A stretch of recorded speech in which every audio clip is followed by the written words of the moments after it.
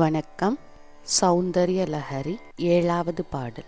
க்வெனத் காஞ்சீதாமா கரிகலப கும்பஸ்தனனதா பரிக்ஷீணா மத்யே பரிணத சரச்சந்திரவதனா தனுர்பாணான் பாஷம் ஸ்ருணிமபீததானா கரதலைஹி पुरस्तास्तां नः पुरमदिदराहो पुरुषिका क्वेनत् काञ्जीतामा करिहलबकुम्भस्तननता क्वेनत् काञ्जीतामा करिकलब कुम्भस् तननता परिक्षीणा मध्ये परिक्षीणा मध्ये सरच्चंद्र वदना क्वेनत्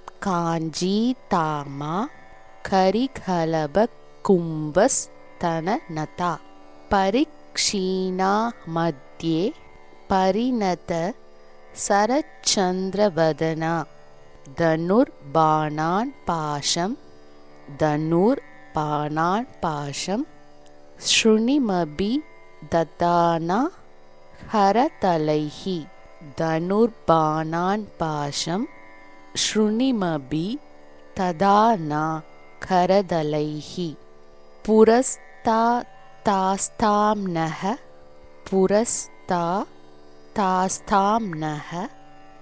पुरमदिदु राहो पुरुषिका पुरस्तास्तां नः पुरमदितु राहो पुरुषिका क्वेनत् काञ्जीतामा हरिहलबकुम्भस्तननता परिक्षीणा मध्ये परिणत सरच्चन्द्रवदना धनुर्बाणान् पाशं श्रुणिमभीतदाना करदलैः पुरस्तास्तां नः पुरमदिदराहो पुरुषिका.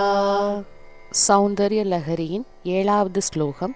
அரசாங்க காரியங்கள் அனைத்தும் நிறைவேறவும் பகைவரை வெல்லவும் தினமும் 12 நாட்கள் தொடர்ந்து கிழக்கு முகமாக காலையில் அமர்ந்து அன்னையை மனதில் நினைத்து 1000 தடவை ஜபம் செய்தால் அனைத்தும் கைகூடும்.